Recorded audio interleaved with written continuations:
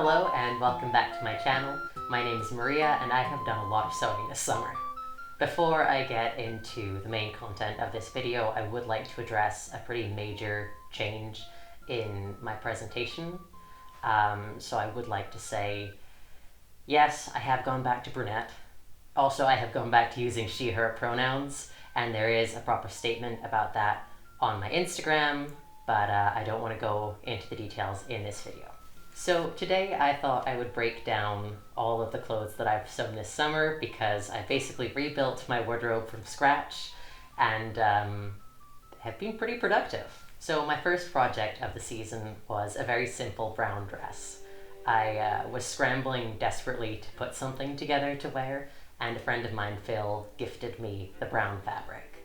It's basically the feminine version of the basic T-shaped medieval tunic that pops into your mind when you think of a medieval tunic, and it's cut using rectangles and triangles, so pretty simple and easy on fabric usage. I originally sewed this dress as an Anglo-Saxon dress, so there are a couple of accessories that go with that. Belt fittings such as chapes or buckles aren't commonly found in Anglo-Saxon female burial situations, so we believe their belts would have been textile and tied around the waist. In manuscript images, we see a sort of diagonal line or a crossover, and that's been interpreted either as a twist in the belt itself, or a belt wrapped twice around the waist and crossed in a sort of an X. I prefer the latter theory, so I made my belt long enough to wrap around my waist twice, and then I just kind of tuck the ends in the back so they're not trailing. I'm also wearing the dress with a linen fillet. These were called binde at the time, which is weird for me as a German speaker. And on higher status women, they could have been heavily embroidered, but I've gone with an unbleached linen for low status working portrayal. Over that, I'm pinning a headrail, a large rectangle of linen, and I'm securing it with a pair of veil pins that my friends brought me back from the Viking festival in York. I like to wear my dress with leg wraps and with a pair of simple leather turret shoes. The leg wraps give me a bit of warmth. I think they're in the sort of disputed zone on our early period group's kit regulations, but they're definitely allowed. Do you want to have words with authenticity officers? No, I don't know. I think I've seen a context of like an Anglo-Saxon woman riding with some kind of leg covering. We don't need to put all of this in. We can cut around this No, but nonsense. this is great. This is fantastic. Okay, I also have a little metal cross that I like wearing with this outfit. Notably, for this period, I'm covering all of my hair, nothing showing, but my throat is still going to be visible. I've also worn this dress as a Viking dress, and in that context, I just remove the belt. I wear the same leg wraps and shoes. If I'm playing a pagan Viking, I will take that necklace off, and I will tie my scarf a bit more differently, a bit more practically, really, and I can have a bit of hair showing. Would Viking women not have belted their dresses? It's not mandatory to belt it. It can be belted, and we think textile belts were used. We also have finds of woven plain linen belts, but unbelted is a safe option. And I mean, I'd like to add a woven belt, but I don't like the self-fabric belt for Viking as much. This may just be personal bias, but I'm less sold on it. Interesting. It is nice to have something to hang my knife off, though. And my scissors. I had a couple of different events at the beginning of the season while I still had one dress. So I had to style my brown dress for a Wars of Independence early 14th century context. To do that, I used either a leather belt or a smocked apron. I really like my apron. I sewed it based off the Luttrell Psalter, and I spent so much time on the pleating that I feel kind of guilty every time I wipe my hands on it. But I know historical clothing is meant to be used, so... How long did it take you to do the apron and smocking? I think the pleating took me about an afternoon, but I did kind of hyper-focus on it a bit. So, a few hours at least. Yeah, a couple of hours of work. And that's the apron that can also coincidentally be in like 16th century? Yeah. Or 15th? We do also see smocked aprons in a 16th century German context, so I'm planning on using mine for Tosfrau impression when I finally get around to that. And for those of us who don't know what Tosfrau is? Tosfrau being a female camp follower usually associated with the Landsknecht or other professional soldiers in the 16th century. I say Germany, but also Austria, Switzerland, and that sort of thing. Holy Roman Empire. Holy Roman Empire, yes. In addition to that, I'm swapping out my fillet. I mean, you can still use a fillet for this period, but I'm swapping it out for St. Birgitta coif, which is based off an extant Scandinavian piece, I think. But we also see similar coifs in various manuscripts, so it is appropriate for British context as well. And that provides a nice solid base for me to pin a veil and a wimple to. Again, during this period, women are still covering their hair, although in the early 14th century there is a bit more wiggle room, so we start to see visible side braids, which my hair is still too short for, or little snail buns, and styles like that. There's a bit more visible. I have also styled this brown dress as an early Benedictine nun. However, there is a limit to how many looks I want to film in just this dress, so maybe that'll be in a later video. So we finally get to move on to another dress, and that is going to be my red kirtle. I had an event in the Borders, which was 15th century, so I could no longer get away with a simple baggy coat. And for that I sewed a red wool kirtle in a sort of a late 15th century style.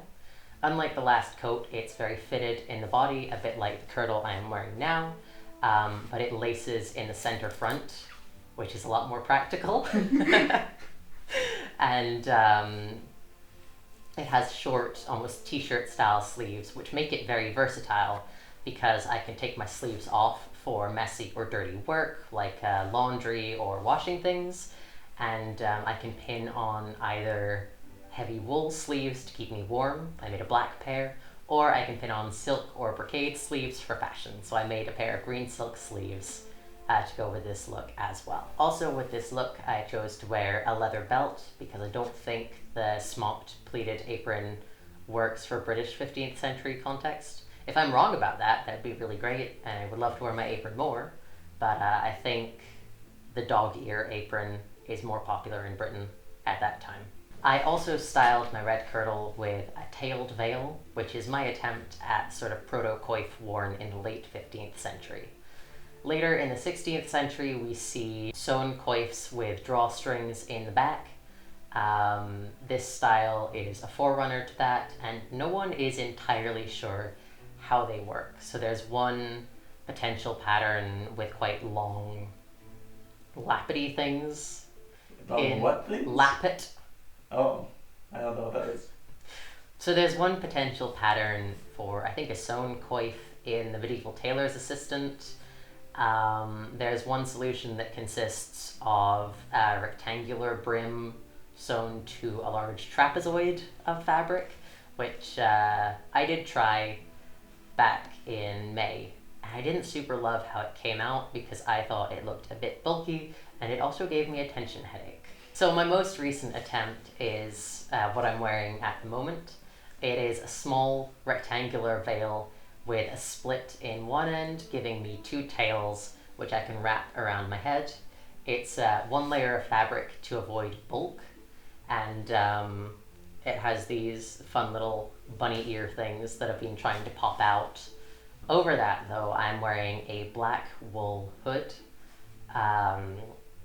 This is an evolution of the stereotypical medieval hood. It really doesn't cover any of my shoulders or chest, so it's not providing any warmth there. It's a shrunken down hood. There is a turnback around the face, and I think the most fun detail of it is the very long tail or liripipe, which I tuck into my belt to keep me from tripping over it. And in manuscript images, I've seen some examples that are floor length, so those can be ridiculous by the 15th century. My partner has unfortunately started trying to tie my liripipe in a knot without me noticing. Do we have a photo of that we can put here? I don't think we have a photo of that. There is no evidence. We'll work on it. No, we do not need to work on it. And my hood is pinned on to my proto-coif to keep it in place and stop it from sliding. I have found if I don't pin it and I don't tuck it through my belt, the weight of the liripipe will pull it backwards off of my head. My red dress is not a super high status garment. I was shooting for a household servant. We do see silk sleeves worn by women of lower to medium status. If you can afford a tiny bit of silk, you can slip it into your wardrobe. It's sort of an option for someone who can't afford a full silk gown but still wants to add a fun little offcut into her wardrobe. We also see silk facings used on woolen garments in the early 14th century. So for example, around the buttoned section of a sleeve, and smaller silk accessories like woven belts, which would have been far more affordable than an entirely silk garment like my kirtle. So moving on from my red kirtle, I sewed another coat. This one is a bit more specific than my brown one, as it is kind of geared toward the late 13th and early 14th century. Unlike my brown coat, it has 4 gores and it has a lot more volume in the skirt, which was a fashionable element at the time. We also see manuscript images of women with their skirts puddled around their feet. So I cut the skirts on my red coat to be about 15 centimeters longer than a floor length, which gives you that fashionable floor puddle. That sounds weird. But it also makes walking difficult. So it's not the most practical look. But that is kind of the point of it, because by wearing a hugely impractical dress, you're showing that you don't need to work in the fields. It is a status signifier. And of course, it's also a way to show off how much fabric you can afford. Conspicuous consumption of fabric is a huge status signifier throughout a lot of periods of history. This coat is also a bit more tailored in the shoulder and arm's eye than my brown coat, as it's cut with curve around the arms and a bit of an angle to the shoulder to account for the rise. It's even more tailored in the sleeve, and it follows the fashionable silhouette of the late 13th and early 14th century, which means it's looser in the upper arms, which is great for mobility, and it is tightly fitted to the forearm and closed with self-fabric buttons, which are really fun to make. This one is faced around the button openings with red silk, and the buttonholes are also sewn in silk twist. The dress is madder red, which works well as a medium status to high status dress, so I can kind of dress it down as a blacksmith's wife's best dress, and I can dress it up with shinier jewelry. Today I'm wearing it with a silk hairnet. These were seen on women from a wide variety of backgrounds, but they were quite fashionable. They were paired very frequently with the barbette and fillet, which consists of a strip of linen that runs under the chin. It almost gives you a bit of a facelift, and a stiff circlet of linen which sits on the head a bit like a crown. For this outfit, I am wearing a ruffled fillet inspired by my favorite manuscript, the Codex Manesse. I'm not sure I'd wear it in a British context. I'd have to look at more pictures and see if I can document it. But it consists of a ruffle enclosed in the main band of the fillet, and I chose to starch it. The earliest British references to starch used in a laundry context date back to the late 14th century, I think the 1390s.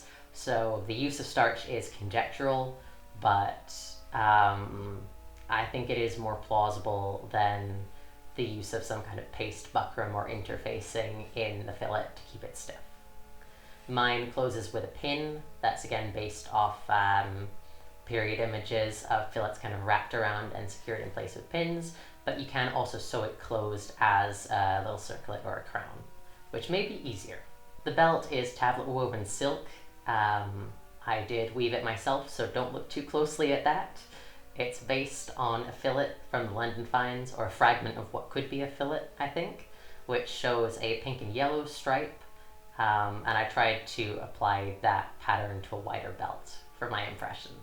I also have a very shiny pin based off an early 14th century example, which I'm very proud of. Alright, next dress. So I graduated university back in June, and I went back to New York to stay with family for a couple of weeks afterwards. I was a member of the New York City Historical Costumer Society back in high school, so I was really excited that I could make it to one of their events while I was back in New York. The problem was that all of the dresses we've talked about so far are quite heavy wool dresses, and this was New York in July.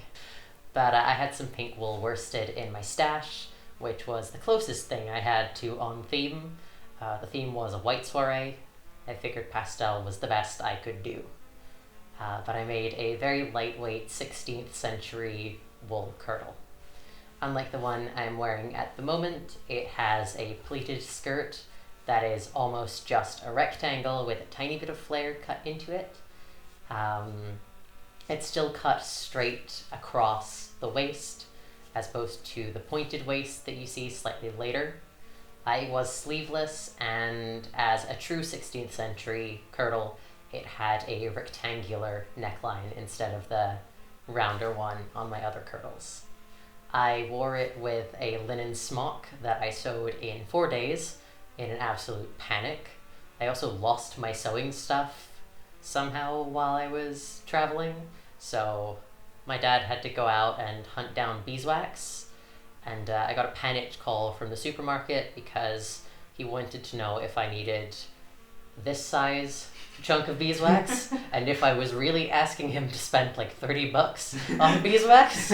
So I'm really glad we caught that one before my dad bought me a lifetime supply of wax. Thank you, Dad, for that one though. And once I had my wax, I slapped together my smock, which is a wide, loose garment. It's gathered to a neckband at the neck.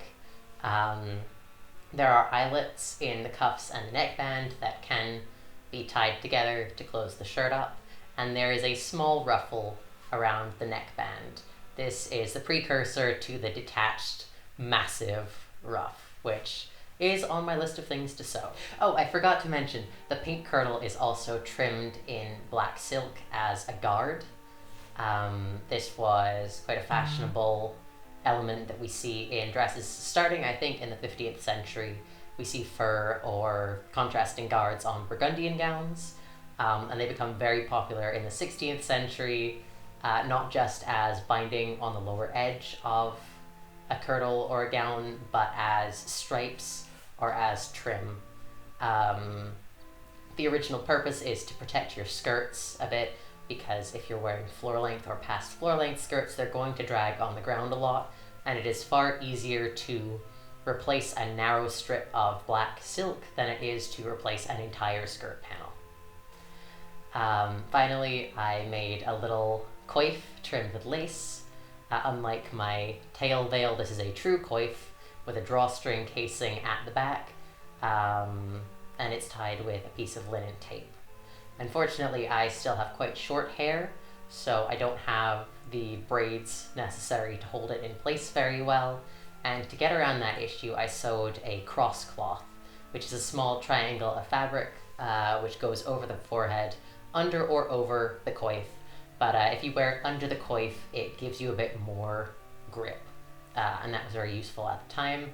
I've since lost it, and I miss my lace cross cloth, so that is very sad. I will make another one at some point. And I wore this whole cobbled together outfit with my first pair of American Duchess women's shoes, which I was very excited about. They were a slightly late period for the purpose, but it was a costuming picnic, so I figured it was fine. Even though I was wearing wool, I was mostly fine for the picnic. It was quite a hot day, and I did have to take off my wool hose and be barefoot for a bit, but the dress itself was fine. I do regret not lining the skirt because it's not as puffy as I want it to be, but maybe I will take it apart at some point. I also got to re-wear this dress for the Battle of Corriki, which took place, in the vicinity of Aberdeen? Yes. Yes, in the vicinity of Aberdeen. This was obviously a very different setting to New York in July, and so I slapped together a little wool waistcoat to keep me warm. It was a very simple garment. It was basically just a bodice that closed with hooks and eyes, with straight sleeves. I am not very happy with how I cut the neckline. I think I cut it way too low, so I won't be demonstrating it or showing it off in the video today, but I will sew a new one at some point. And with that, I wore the same coif, same dress, same smock, which was a good look. I know it's the wrong century, but this pink kirtle outfit is inspired by Thomason in The Witch, and I really like that vague sort of closet cosplay. While I was in New York, I had an absolute panic because I was worried that all of my dresses would be too warm for the events we had lined up in July and August when I got back to Scotland. This proved to be unfounded because, again, Scotland. But while I was in America, I impulse bought some peacock blue wool worsted from Burnley and Trowbridge. I will shill for them always because I love their fabrics. And I sewed a pair of coats for myself and for my partner to wear to events. Mine is a very long, again, past floor length, late 13th century style coat. It doesn't have the buttons on the sleeves, so I can style it for a slightly earlier dateline than my red coat, but it does have quite narrow forearms and distinctly more bloused out upper sleeves. Again, I've been wearing it with the pink and white silk belt, with a fancy little brooch, and when I wore it originally, I didn't have a hairnet yet, so I wore it with a full veil and wimple, which I think weren't super appropriate to my persona's age and status. We do see the wimple and veil combo in art quite a bit. However, it is worn slightly more by older women, by married women. We see it on nuns. We see it very frequently on widows. It is quite a conservative style. And at the event in question, I was playing an unmarried nobleman's daughter. As in, I'm unmarried, not my father is unmarried. Since there was a whole plot that weekend about trying to marry me off, I think I was dressed a bit too middle-aged widowy for my persona.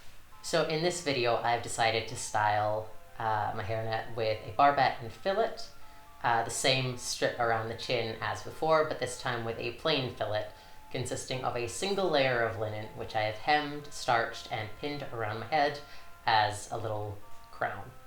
I'm having a bit of a barbette and fillet phase now that my hairnet has arrived in the mail, so I've gotten a lot of use out of that so far. Can we get a montage of barbette and fillet pics now? Oh yeah. I also sewed a matching coat for my partner, like I said. His is slightly past knee length. It has slits in the front and back to accommodate riding, which was a common feature in clothing at the time. For men? Yes, in men's clothing. Although I have seen women's surcoats with side slits in the Tameth Hours. He also had quite tight forearms and looser upper sleeves. You can see that the medieval coat was less strictly gendered than later garments. There is a spectrum of lengths, and they are the same base garment, just with different lengths with slits added to Lewis's, and mine being significantly less practical. I still have a lot to get through, but this video is shaping up to be longer than we intended, so I'm afraid I'm going to have to finish here today and wrap up my wrap-up in the next video. I have some fancier stuff in store, so please do stay tuned for that. Thank you very much for watching so far, and it's been really nice to be back on YouTube. I actually have some help behind the camera, cinematography and editing being done for me, which is exciting, and I'm looking forward to making more content. If you want to help us make more content and better content, you can contribute to our Ko-Fi coffee. I'm not sure how to pronounce it, but I've linked it below, and we would massively appreciate that. Also, I have linked my Instagram if you want to keep up with me in the meantime, and we'll have another video, part 2, up very soon. Thanks again for watching, and see you next time. Bye.